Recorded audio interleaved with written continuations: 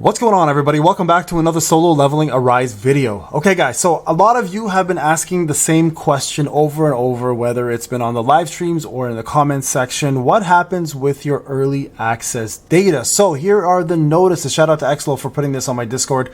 I didn't find this, but this is actually in the game and you can read this yourself. And I just want to clear up any confusion here in regards to what's happening. So first off, you guys are aware this is an early access game, which means it's not going to be a beta. Betas are usually set up for testing purposes. The testing is no longer required here. They've done all that, I believe, from the Korean side, and they've released the game as is, early access. And normally with beta, you do actually have the reset of data for the most part, right? Beta test, that's what they're for. And then essentially when you spend, they'll always provide you something like 150% return or 30% return back on anything you spend, etc. But none of that has been mentioned to us, and early access is a different beast altogether. Early access essentially means that the game is available to play and will be carried over because they're comfortable enough to know, hey, the game's doing great. It's a good way to also do some bug repairs along the way. For example, some of the freezing that's happening and some of the issues that's happening in the game, they could obviously benefit from, but that's the point of early access. Send it out to 2 smaller regions, see how the player base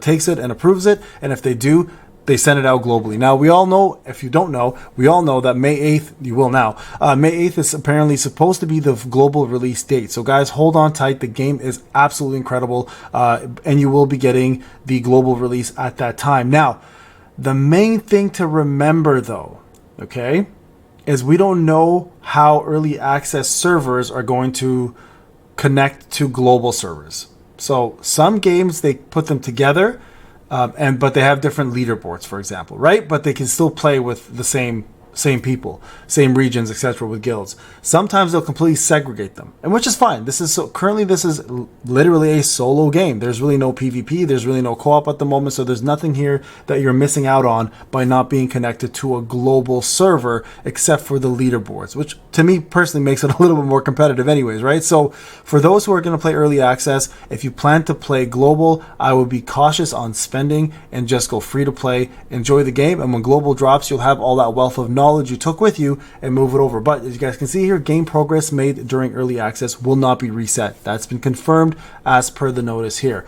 Hunters participating in early access can continue playing the game even after early access ends. And again, that goes back to the whole point of early access will not be reset. No one's data will be reset. Everyone can continue playing the game like nothing ever changed, okay? The early access schedule may be subject to change, which essentially means global may come out earlier.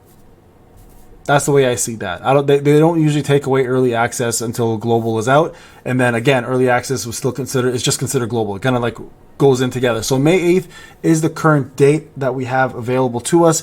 That can also change. So keep that in mind, guys. It may be earlier. It could be later. So subject to change doesn't necessarily mean it's going to be earlier date. They might find a lot of problems they need to fix, or there's something that is not ready for global release because its server capacities, whatever the case may be, it may change. Finger crossed for everybody else, obviously, that it comes out earlier so you guys can enjoy this amazing game. I'll be doing a full review of it when it drops.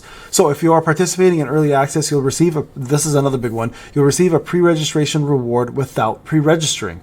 More details on this will be provided in a future notice. Now, a lot of people have been asking about the pre-registration rewards, and I've been saying most likely we'll receive it when global drops. I think that's when everybody, including early access, will get it. So don't hold your breath on those things. We'll probably see those down the line when the game goes globally, so everybody can receive the same rewards at the same time. They're probably doing it for a couple of different reasons. Advantages, costumes, they don't want to release some of the things that without everybody else having it. There could be multiple reasons behind that, but that's my take on it. So I would suggest holding tight on that pre-registration reward, okay? Now, also, pre-registration rewards cannot be obtained multiple times from Google Play Stores and App Stores. You can only do it once, okay? So make your account the one you plan to use. That's what you're going to end up getting for your pre-registration. You cannot get it on multiple characters from what I'm understanding. This is how I see it. Unless you have maybe multiple emails, maybe, I don't know. I'm not exactly sure how that applies.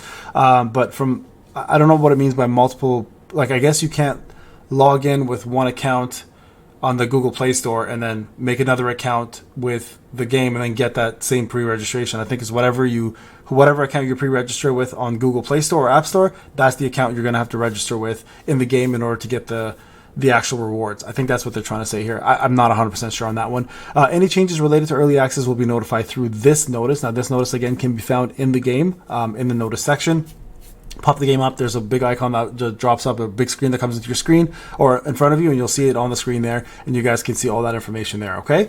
The official forum is accessible in-game, and that's what I meant. So there's a forum button. If you click on it, it pops up the events notice, and you guys can go notices in there and see all of the updated information. So make sure you keep up with that. I will as well, and let you guys know what's going on with early access and global, okay? So linking your in-game account on the official forum provides access to all main functions, including creating posts. So if you plan to be part of the forum and do that, obviously that's how you do that. Even without linking your in-game account, you can still access the forums, but it only gives you read-only posts. That's it. You can only read, you can't access, you can't comment, you can't troll.